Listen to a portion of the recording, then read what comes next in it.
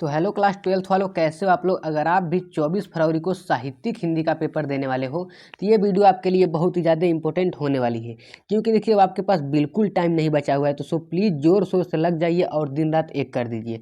अब देखिए मैं आपको बता दूँ, ये जो मॉडल पेपर है आपके बोर्ड के ही द्वारा आयोजित किया गया एक वायरल मॉडल पेपर है, जिसे आप अच्छी तरीके से तैयार कर लेते हो तो आपको बोर्ड एग्जाम में 95 स्कोर करने से कोई नहीं रोक सकता है। तो ऊपर कोड देख लीजिए क्या है, 302 जीसी है और यहाँ पर 102। ऊपर आपको नाम भरना होता है और अनुक्रमांक भरना होता है। अब देखिए मैं आपको बता दूं, ये जो मॉडल पेपर है आपको पूरे यूट्यूब पर कहीं देखने को नहीं मिलेगा।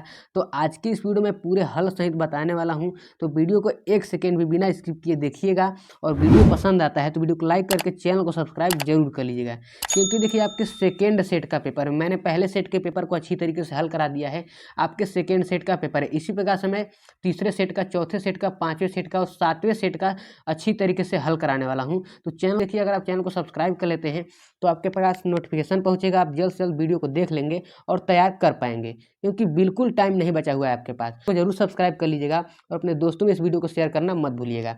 तो आइए इसको हल करना शुरू करते हैं। अब देखिए यहाँ पर क्या दिया गया है, यहाँ पर समय निर्देश को पढ़ लेते हैं। दिए गए है समय 3 घंटे 15 मिनट, पूर्णांक आपका 70 का रहेगा। नोट यहाँ पर लिखा हुआ है, प्रारंभ के 15 मिनट परीक्षार्थियों को प्रश्न पत्र पढ़ने के लिए निर्धारित है।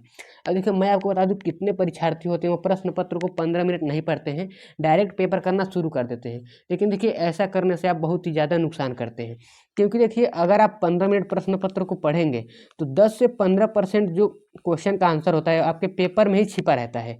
अगर आप 15 मिनट नहीं पढ़ेंगे तो ये नुकसान आप लोग कर देंगे। उसी प्रकार से यहाँ पर दूसरा देखिए क्या लिखा हुआ है, लिखा हुआ है इस प्रश्न पत्र में 2 खंड हैं, दोनों खंडों के सभी प्रश्नों को उत्तर देना अनिवार्य है। अब यहाँ पर देखिए खंड को आ जाता है, इसको हम लोग हल करना शुरू करते हैं। थोड़ा और ऊपर स्क्रॉल कर लेंगे, यहाँ पर देखिए पहला प्रश्न। देखिए पहले प्रश्न को करने से पहले मैं आपको बता दूं, आपके पास अब बिल्कुल समय नहीं बचा है, बिल्कुल। तो आप देरी ना करें, अभी हमारे चैनल को सब्सक्राइब कर लें, क्योंकि देखिए मैं सभी सातों सेट के पेपर को अच्छी तरीके से सोल्व करा रहा हूँ। जब चैनल को आप सब्सक्राइब करेंगे तो आपकी तैयारी बहुत ही बेहतर ढंग से हो जाएगी। और देखिए अपने फ्रेंड सर्कल में जितने भी ग्रुप हैं उनमें जरूर भेज दीजिएगा इस वीडियो को, जिनसे उनकी भी मदद मिल जाएगी। ठीक है, अब आइए इसको हम लोग हल करना शुरू करते हैं। यहाँ पर दिए गए दीप जले शंख बजे संस्मरण के लेखक हैं। दीप जले शंख बजे संस्मरण के लेखक हैं। यहाँ पर दिए गए जैनेन्द्र कुमार, कन्हैयालाल मिश्र प्रभाकर, हरिशंकर परसाई, उपेंद्र नाथ अस्क। इसका अगर आंसर आप लोग जानते हो तो कमेंट जरूर कर दीजिए। देखिए आपके कमेंट से क्या होता है, आपका रिवीजन भी हो जाता है और मुझे भी पता चलता है कि आपने अभी तक कितना तैयार कर लिया है। क्योंकि देखिए आपके पास अब बिल्कुल समय नहीं बचा हुआ है, तो जोर शोर से लग जाइए और दिन रात एक कर दीजिए। अगर आपका भी सपना है बोर्ड एग्जाम में 95 लाने का तो पढ़ना तो पड़ेगा ही। यहाँ पर देख लीजिए इसका आंसर क्या है। इसका आंसर मैं आपको बता देता हूँ, दूसरा सही है, कन्हैयालाल मिश्र प्रभाकर। ठीक है, उसी प्रकार से यहाँ पर देख लीजिए, यहाँ पर ख ख क्या दिया है, वसुधा साहित्यिक पत्रिका के संपादक थे। यहाँ पर देखिए हरिशंकर परसाई, रामवृक्ष बेनपुरी, यहाँ पर देखिए राय कृष्णदास या फिर अज्ञे। तो इसका भी अगर आंसर जानते हो तो कमेंट जरूर कर दीजिएगा। अब देखिए इसका आंसर क्या है, पहला ही सही है, हरिशंकर परसाई। ठीक है, अब थोड़ा और नीचे स्क्रॉल कर लेंगे। यहाँ पर ग देख लीजिए क्या लिखा हुआ है, एकांकी शिल्प के समुचित विकास के दृष्टि से एकांकी के जनक माने जाते हैं। या फिर ऐसा भी पूछ सकता है, एकांकी सम्राट किसको कहा जाता है। यहाँ पर देखिए जयशंकर प्रसाद, डॉक्टर राम कुमार वर्मा, भारतेंदु हरिश्चंद्र। ठीक है, या फिर नीचे भी दिया होगा आपके ऑप्शन। तो यहाँ पर दिया है, इसमें से आंसर आप लोग बता दीजिए। देखिए इसका आंसर क्या है, आपका दूसरा सही है, डॉक्टर राम कुमार वर्मा, जिसको क्या कहा जाता है, एकांकी का सम्राट कहा जाता है। देखिए अभी चैनल को सब्सक्राइब कर लिए, अपने दोस्तों में शेयर करना मत भूलिएगा, क्योंकि देखिए आपके पास अब बिल्कुल समय ना बचा हुआ है। तो जोर शोर से लग जाइए, क्योंकि यही समय बचा। आपने पूरा साल क्या किया उससे कोई मतलब नहीं है, लास्ट मोमेंट में आप क्या करें उस पर ज़्यादा निर्भर करता है। तो अगर आपको पूरा साल बचाना है तो प्लीज़ हमारे चैनल को सब्सक्राइब कर लीजिए और सभी वीडियोस को बारी बारी तरीके से देखते जाइएगा, जितने मैं वीडियो को अच्छी तरीके से बता रहा हूँ। तो यहाँ पर थोड़ा और नीचे स्क्रॉल कर लेंगे, यहाँ पर देख लेते हैं घ प्रश्न। घ प्रश्न क्या करें, पढ़िए। प्लेग की चुड़ैल, प्लेग की चुड़ैल गद्य गद्य की किस विधा की रचना है। यहाँ पर दिए गए हैं नाटक, कहानी, एकांकी या फिर उपन्यास। तो यहाँ पर इसका विकल्प आपका क्या सही है, कहानी है। ठीक है, ये तो बहुत ही आसान था, आप लोग जानते भी होंगे। कमेंट जरूर कीजिए, देखिए कमेंट करने से आपका रिवीजन भी होगा, इसीलिए मैं कर रहा हूँ बार बार, आप लोग कमेंट जरूर कीजिए इसका आंसर जानते हो तो। यहाँ पर अंग प्रश्न देखिए, कहानी एक सूक्ष्मदर्शक यंत्र है जिसके नीचे मानवीय अस्तित्व के रूपक दृश्य खुलते हैं, यह कथन किसका है। यहाँ पर विकल्प क्या दिया गया है, सच्चिदानंद, हिरानंद, वात्स्य, अज्ञे, मुंशी प्रेमचंद, जयशंकर प्रसाद या फिर आचार्य रामचंद्र शुक्ल की।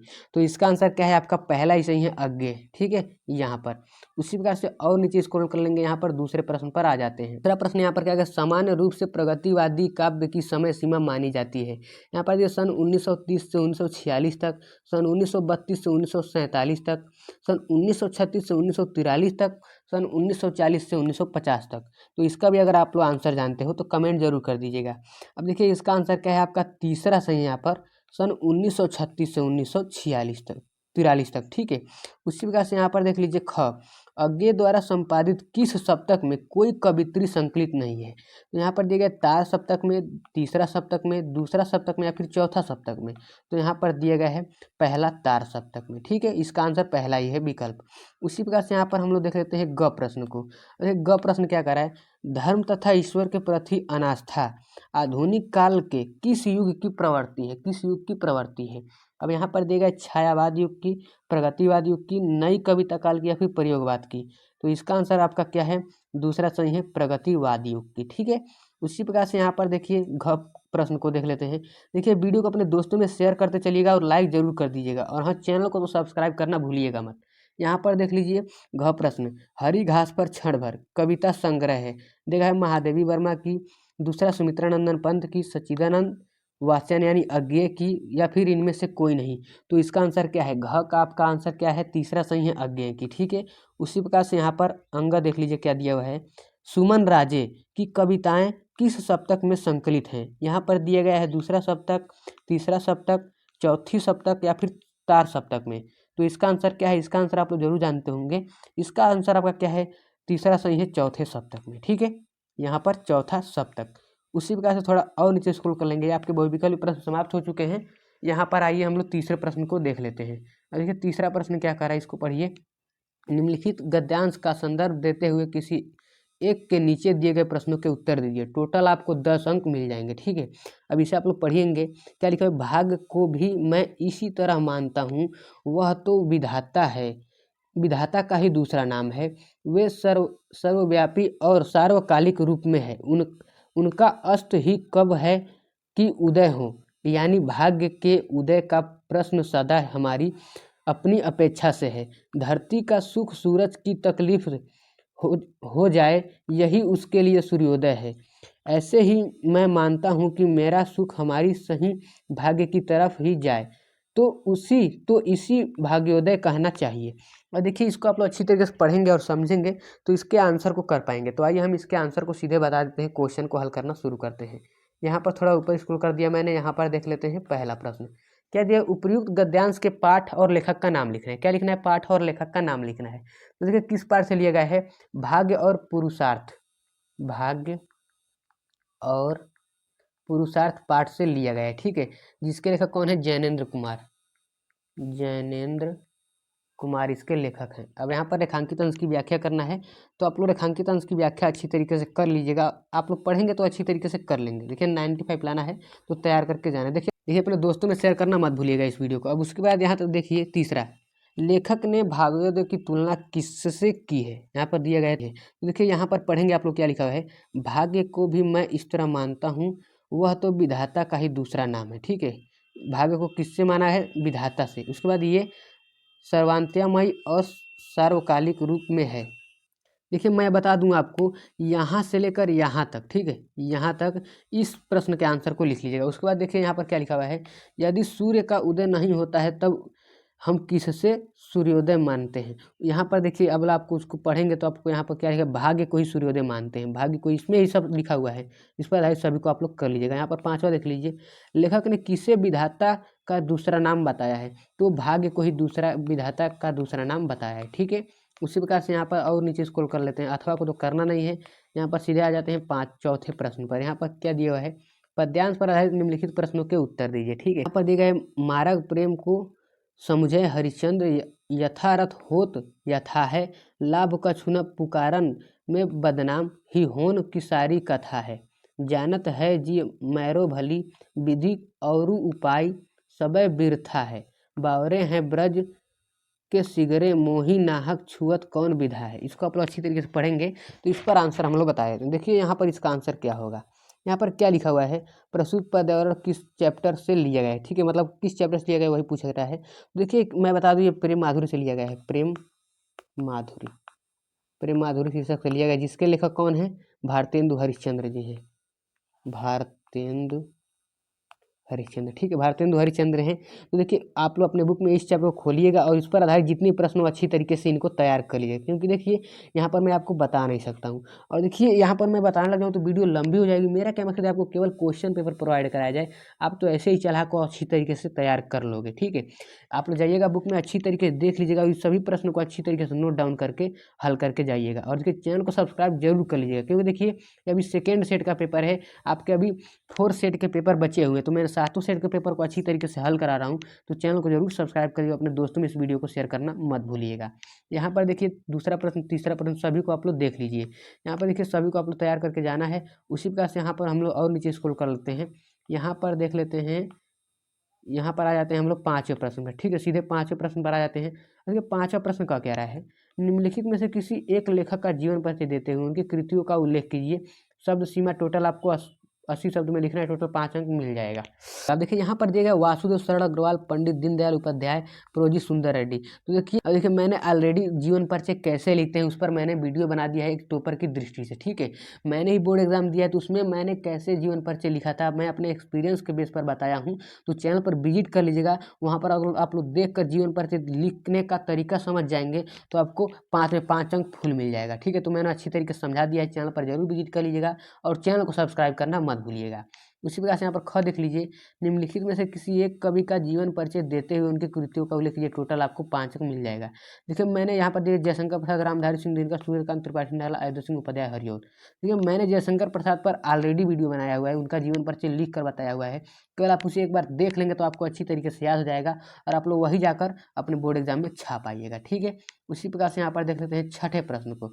अब देखिए छठा प्रश्न क्या कर रहा है, कहानी तत्वों के आधार पर पंचलाइट अथवा बहादुर कहानी का समीक्षा कीजिए। देखिए मैंने पंचलाइट पर बहुत ही आसानी तरीके से बता दिया है उनका सारांश, ठीक है, पंचलाइट कहानी का सारांश बता दिया है। तो चैनल पर जरूर विजिट करिएगा, आप एक बार उस वीडियो को देख लेंगे तो कभी जीवन में आप उस कहानी को भूल नहीं पाएंगे, इतना अच्छी तरीके से मैंने देहाती ट्रिक से समझाया हुआ है। तो जरूर चैनल पर विजिट कर लीजिए अभी और जाकर देख लीजिएगा। देखिए जितने इंपॉर्टेंट टॉपिक है उनको मैंने ऑलरेडी समझा दिया है, तो जाकर हमारे चैनल पर विजिट करके देख लीजिए और चैनल को सब्सक्राइब करना मत भूलिएगा, मैं बार बार आपको यही बताऊंगा, क्योंकि देखिए मैं सभी 7 सेट के पेपर को अच्छी तरीके से हल करा रहा हूँ। अब आपके पास टाइम बचा नहीं है तो केवल आपको मॉडल पेपर से ही तैयारी करना है, तो मैं सभी मॉडल पेपर को अच्छी तरीके से तैयार करा रहा हूँ। तो अभी हमारे चैनल को सब्सक्राइब कर लेते हैं और अपने दोस्तों में शेयर कर लेते हैं, तो आपको बहुत ही अच्छी तरीके से तैयारी हो जाएगी। अब यहाँ पर देख लीजिए खंड काव्य आता है, ठीक है, खंड काव्य स्वपठित खंड काव्य है, थोड़ा नीचे स्क्रॉल कर लेंगे, देखिए आपके जिले के हिसाब से होता है, ठीक है। अगर आपके यहाँ श्रवण कुमार आता है तो मैंने श्रवण कुमार को भी अच्छी तरीके से उसका चरित्र चित्र बताया हुआ है, या आप एक बार केवल उसे देख लेंगे तो आपको अच्छी तरीके से समझ में आ जाएगा। देखिए मैं आपको बार बार यही बता रहा हूँ कि मैंने जितने इंपॉर्टेंट टॉपिक है उनको मैंने ऑलरेडी सोल्व करा दिया है, तो चैनल पर जरूर विजिट कर लीजिएगा। उसी प्रकार से हम यहाँ पर और नीचे आ जाते हैं, यहाँ पर खंड ख को देख लेते हैं। यहाँ पर दिया गया है निम्नलिखित संस्कृत गद्यांश का संदर्भ सहित हिंदी अनुवाद कीजिए, टोटल आपको 7 अंक मिल जाएगा, ठीक है। यहाँ पर देखिए मैं आपको बता दूं ये क्या लिखा हुआ है, गुरुआ एवं आत्मज्ञ, इसको आप लोग क्या करना है, अच्छी तरीके से पढ़ना है। अब देखिए मैं किस चैप्टर से मैं आपको बता दूं, महर्षि दयानंद, ठीक है, महर्षि दयानंद चैप्टर से आया हुआ है। तो आप लोग जाइएगा अपने बुक में इस चैप्टर को खोलिएगा और यहाँ पर इसको अच्छी तरीके स्क्रीनशॉट कर लीजिए, ठीक है, अच्छी तरीके स्क्रीनशॉट कर लीजिए या फिर कॉपी पेन पर नोट करते जाइए, क्योंकि ये जितने इंपॉर्टेंट मैं टॉपिक बता रहा हूँ उनको नोट करते जाइए, तो आप लोग अच्छी तरीके से हिंदी में नोट करके याद करके जाइएगा। देखिए 95 लाना है तो तैयार करके जाना है, ठीक है, तो अच्छी तरीके से याद कर लीजिएगा। यहाँ पर आ जाते हैं हम लोग यहाँ पर ख पर, ठीक है, अथवा तो करना नहीं है, यहाँ पर ख को देख लेते हैं। यहाँ पर ख दिए गए निम्नलिखित श्लोकों का हिंदी अनुवाद संदर्भ सहित हिंदी अनुवाद कीजिए, टोटल आपको 7 अंक मिल जाएगा, ठीक है। आपको किसी एक को करना है, इसमें से किसी एक को आपको करना है। तो देखिए मैं आपको पहले को बता देता हूँ, देखिए किस चैप्टर से आया हुआ है, ऋतु, ठीक है, ऋतु वर्णम यानी ऋतुओं का वर्णन, ठीक है, ऋतु वर्णम चैप्टर से आया हुआ है। तो अपने बुक में इस चैप्टर को खोलिएगा, वहाँ पर इस श्लोक को देखिएगा, ऑलरेडी वहाँ पर हिंदी अनुवाद दिया होगा, तो इसको आप लोग हिंदी अनुवाद कर लीजिएगा और नोट करके याद करके रखे रहिएगा। आप लोग बोर्ड एग्जाम में जाकर अच्छी तरीके से छाप कर चले आइएगा, ठीक है। उसी प्रकार से यहाँ पर 9वें प्रश्न को देख लीजिए, निम्नलिखित में से किन्हीं दो का संस्कृत में उत्तर दीजिए, किन्हीं दो का संस्कृत में उत्तर देना है, थोड़ा ऊपर स्क्रॉल कर लेंगे यहाँ पर। यहाँ पर दिया गया है पहला, राजा भोजः कालिदास किम कर्तु प्रवाह। ठीक है, तो इसका क्या लिखेंगे यहाँ पर, इसका आंसर मैं आपको बता देता हूँ आप लोग क्या लिखेंगे। यहाँ पर देखिए क्या लिखा है, राजा भोजम कालिदासम किम कर्तु प्रवाह। ठीक है, तो आप लोग यहाँ पर किम की जगह आप लोग क्या लिखेंगे, किम किम की जगह आप लोग क्या लिखेंगे, एकम लक्षम। किम की जगह क्या लिखेंगे, एकम लक्षम। ठीक है, रक्तवान, रक्तवान, उसके बाद क्या लिखेंगे, प्रवाह। ठीक है, उसका आंसर हो गया। उसी प्रकार से हम लोग यहाँ पर दूसरा आपको बता देते हैं, वसंत काले वृक्षा कृदिशा भवंती। वसंत काले वृक्षा कृदिशा भवंती, तो आप लोग क्या लिखेंगे, पुष्प फल युक्ता भवंती। पुष्प फल युक्ता भवंती, वही पूछ रहा है कि यानी वसंत काल में जो वृक्ष होती हैं वो कैसे हो जाते हैं, तो आप लोग क्या लिखेंगे, पुष्प फल युक्ता भवंती, पुष्प फल के समान हो जाते हैं, वो बहुत ही हरे भरे हो जाते हैं। तो आपको 2 करना होता है, मैंने 2 को अच्छी तरीके से बता दिया है। अब यहाँ पर देख लीजिए आपका आ गया, इधर इधर देख लीजिए, यहाँ पर है 10वां प्रश्न। क्या लिखा है, श्रृंगार रस अथवा करु रस की परिभाषा लिखकर उदाहरण दिए, टोटल आपको 2 अंक मिल जाएगा। श्लेष अलंकार अथवा दृष्टांत अलंकार की परिभाषा दीजिए, टोटल आपको 2 अंक मिल जाएगा। अब देखिए मैंने ऑलरेडी अपने चैनल पर रस छंद अलंकार काव्य सौंदर्य के तत्व होते हैं जिनमें आपको 6 अंक मिलता है, ऑलरेडी मैंने जितने भी इंपॉर्टेंट रस हैं, छंद है, अलंकार है, ऑलरेडी मैंने समझा दिया है। तो चैनल पर जरूर विजिट कर लीजिए, उनको अच्छी तरीके से देख लीजिए। देखिए मैं बता दूं कि सभी इंपॉर्टेंट टॉपिक को मैंने पहले ही कवर करा दिया है, तो जाकर अच्छी तरीके से देख लीजिएगा और तैयार करके जाइएगा। अगर 95 लाना है तो तैयार करके आप लोग को जाना है। ठीक है, उसी प्रकार से हम लोग थोड़ा और प्रश्न कर लेंगे। यहाँ पर 11 प्रश्न को देख लेते हैं। यहाँ पर 11 प्रश्न क्या कर रहा है, निम्नलिखित में से किसी एक विषय पर निबंध लिखना है, टोटल आपको 9 अंक मिल जाएगा। यहाँ पर देखिए बेरोजगारी समस्या और समाधान, जनसंख्या वृद्धि की समस्या, देशाटन से लाभ, गोस्वामी तुलसीदास। तो किसी एक पर आपको क्या करना है, आपको निबंध लिखना है, तो किसी एक पर अच्छी तरीके से आप लोग तैयार कर लीजिएगा। अब यहाँ पर देखिए 12 प्रश्न, निश्चल का संधि विच्छेद होगा। यहाँ पर दिया गया है निश्चल का संधि विच्छेद होगा, तो इसका आंसर आपका दिया क्या है, निषधन छलम, निषधन हलम या फिर निषधन छलम। तो इसका आंसर आपका पहला ही सही है यहाँ पर। उसी का थोड़ा और नीचे स्क्रॉल कर लेंगे, यहाँ पर दिया गया है दूसरा। अब देखिए दूसरा क्या कर रहा है, यहाँ पर पढ़िए, दूसरा कह रहा है हरिश्चंद्र में संधि है। यहाँ पर दिए स्वर संधि, व्यंजन संधि, विसर्ग संधि या फिर दीर्घ संधि। तो इसका आंसर आप क्या है, पहला यानी स सही है, विसर्ग संधि। अगर आप इन सबका आंसर जानते हो तो कमेंट जरूर कर दीजिएगा, जिनसे आपका भी रिविजन हो जाएगा। ठीक है, उसी प्रकार से यहाँ पर देख लीजिए तीसरा, गौ चरती का संधि विच्छेद होगा। यहाँ पर देखिए गौधन चरत, गौधन चरती या फिर गौधन चरती। यहाँ पर दिए गए गौश धन चरती या फिर गौधन चरती। देखिए इसमें अंतर क्या है, इसमें आपको क्या बताना है, इसके आपका विकल्प क्या सही है, तो इसमें विकल्प आपका पहला ही सही है। ठीक है, यहाँ पर पहला ही सही है। उसी प्रकार थोड़ा और नीचे स्क्रॉल कर लेंगे, यहाँ पर हम लोग ख को देख लेते हैं। अब ये ख प्रश्न क्या करा है, निम्नलिखित में से किसी एक का विग्रह करके समास लिखे, टोटल आपको 2 अंक मिल जाता है। देखिए विग्रह करके आपको समास लिखना है। देखिए पिता धन अंबर में आपका क्या है, आपका समास क्या है, इसमें आप लोग समास लिखेंगे बहुब्रीहि समास है। स में आप लोग लिख लीजिएगा बहुब्रीहि समास, बहुब्रीहि समास।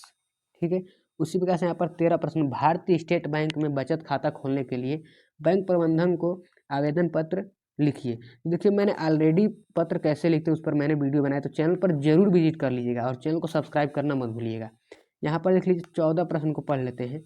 यहाँ पर देखिए क्या लिखा हुआ है, निम्नलिखित में से किसी एक शब्द के धातु और प्रत्यय का योग स्पष्ट कीजिए, टोटल आपको 1 अंक मिल जाएगा। यहाँ पर देखिए मैं धातु प्रत्यय बताता हूँ। देखिए नी क्या है, आपका धातु है, पहले को बताता हूँ, नी क्या है, धातु है।